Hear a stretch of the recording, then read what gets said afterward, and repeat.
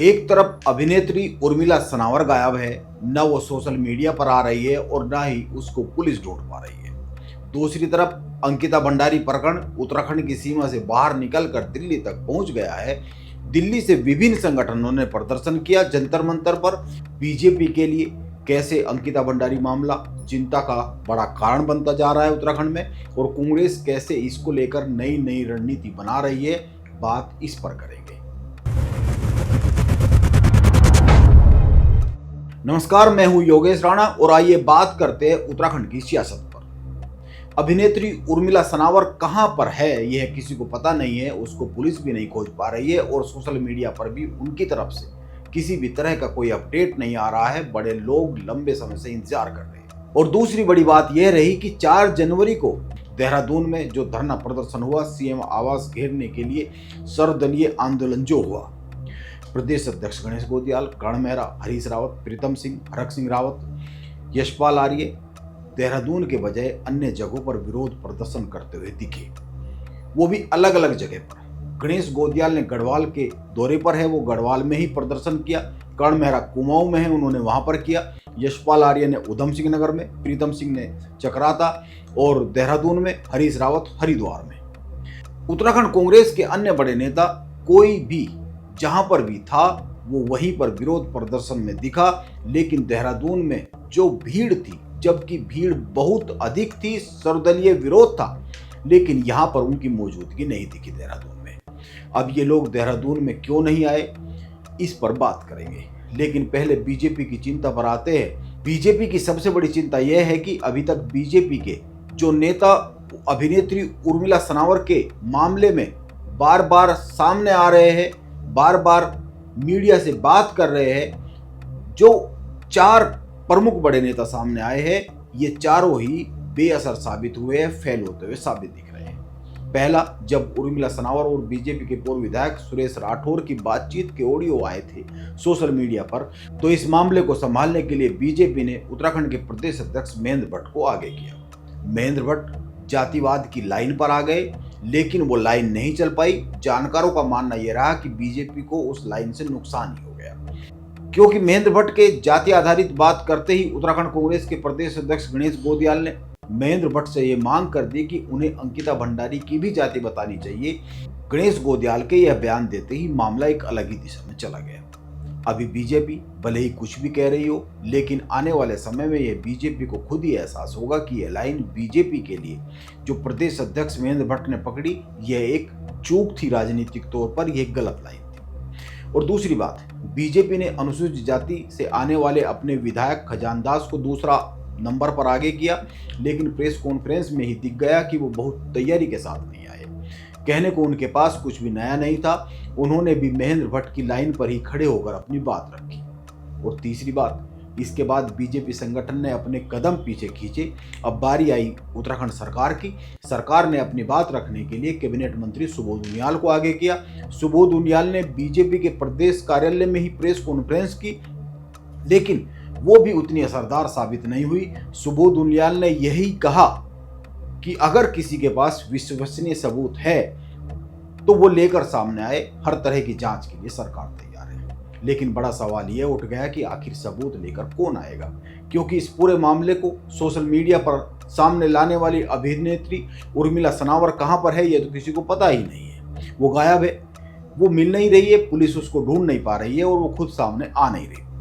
इस तरह से ये पूरा मामला उलझा हुआ है, कांग्रेस हमलावर है और बीजेपी के पास बहुत ज्यादा कोई जवाब नहीं है।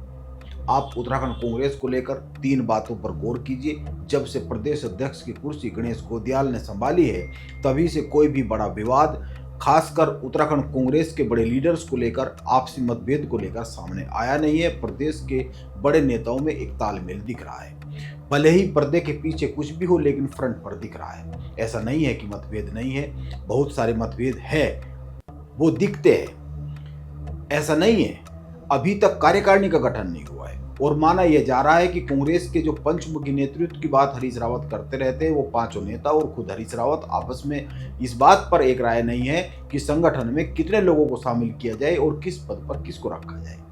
सभी के अपने अपने नाम हैं, जिनको संगठन में एडजस्ट कराने के लिए हर कोई तैयार है। और दूसरी बात, हरीश रावत अब कोई अपना अलग से एजेंडा लेकर कोई काम करते हुए दिख नहीं रहे। हरीश रावत ने बीजेपी के प्रदेश कार्यालय के घेराव का जो कार्यक्रम किया था, उसके बाद उन्होंने अपना उस कार्यक्रम को वहीं पर स्थगित कर दिया और उसके बाद उन्होंने यह कहा कि अब वो वही काम वो करेंगे जो प्रदेश अध्यक्ष गणेश गोदियाल कहेंगे। वो खुद को गणेश गोदियाल के कमांड में हाजिर करते हैं। माना यह जा रहा है, कांग्रेस के भीतर से जो खबरें आती है कि हरीश रावत को यह कहा गया है कि वो कोई भी अपना अलग से एजेंडा लेकर कोई काम ना करे। और तीसरी बात, कांग्रेस के बड़े नेता देहरादून में सर्वदलीय विरोध प्रदर्शन में शामिल नहीं रहे। वो जहां पर थे वहीं पर विरोध दर्ज कराया। कांग्रेस इस मुद्दे को बनाए रखना चाहती है, लेकिन अपने ही दम पर, अकेले अपने पाले में रखकर, किसी के साथ हाथ मिलाकर नहीं। क्योंकि उत्तराखंड में तीसरा मोर्चा जितना भी मजबूत होगा, कांग्रेस के नेता उस तीसरे मोर्चे के नेताओं के साथ जितना दिखेंगे, इतना ही वो मजबूत होगा और ये मुद्दा दोनों में आपस में बटेगा। उससे कांग्रेस को नुकसान होगा, क्योंकि यह तो साफ ही है कि उत्तराखंड में जिस जिस विधानसभा सीट पर त्रिकोण बनेगा, कोई और मजबूत खड़ा होता हुआ दिखेगा तो वोट बटेगा और जहां भी त्रिकोण बनता है बीजेपी को लाभ हो जाता है। यह साफ सी बात है। इसीलिए कांग्रेस के बड़े नेता देहरादून के विरोध प्रदर्शन में देहरादून में आकर शामिल नहीं हुए, लेकिन वो जो जहां था वहीं पर एक विरोध प्रदर्शन किया, ऐसा साफ साफ दिख रहा है। अब चौथी बात पर आते हैं। कांग्रेस ने अंकिता भंडारी को न्याय दिलाने के लिए एक पदयात्रा की श्रृंखला जारी की है। गणेश गोदियाल ने खुद गढ़वाल के पर्वतीय हिस्सों को संभाला है, प्रीतम सिंह को चक्राता और देहरादून दिया गया है, ऐसा लगता है। कर्ण मेहरा कुमाऊं के पर्वतीय हिस्सों में एक्टिव है, यशपाल आर्य उधम सिंह नगर में, और हरीश रावत ने हरिद्वार जिले की जिम्मेदारी खुद संभाली है। वो 2 दिन से वहीं पर है और अभी कुछ दिन और हरिद्वार में रहेंगे। ये कार्यक्रम उन्होंने जारी कर दिया है। यानी कांग्रेस एक रणनीति बनाकर काम कर रही है। यह अलग बात है कि यह रणनीति कितने दिन चलेगी, यह तो आने वाले वक्त में ही पता लगेगा। लेकिन अंकिता भंडारी को न्याय दिलाने के लिए कांग्रेस पदयात्रा निकाल रही है और कांग्रेस को लग रहा है कि पदयात्रा निकालने के अधिक लाभ होंगे। राजनीति में पदयात्रा के असर अधिक दिखते हैं। यह पुराने बहुत से उदाहरण इस तरह से राजनीति में मिल जाएंगे।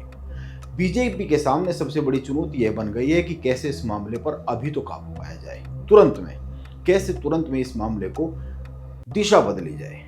यह माना जा रहा है बीजेपी इस मामले में कुछ बड़ी कार्रवाई करेगी उन नेताओं पर जिनको लेकर यह विवाद खड़ा हो गया है। लेकिन उसके लिए सही समय का इंतजार किया जाना बहुत जरूरी है और वो सही समय कब आएगा इसका अभी तो कोई अंदाजा नहीं है। और उस सही समय के आने तक मामला राजनीतिक तौर पर कितना हानि पहुंचाने की स्थिति में पहुंच जाएगा, इसको लेकर बीजेपी सबसे अधिक चिंतित दिख रही है। चिंता की लकीरें बीजेपी के भीतर इसी को लेकर सबसे ज्यादा आ रही है कि इस मामले को अभी कैसे रोका जाए और उस सही समय तक कैसे पहुंचा जाए जब बीजेपी कोई बड़ा एक्शन ले। इससे इनकार नहीं किया जा सकता कि बीजेपी में चिंता है और इससे भी इनकार नहीं किया जा सकता कि कांग्रेस इस मामले को लंबा खींचने के मूड में है। नमस्कार, मैं योगेश राणा।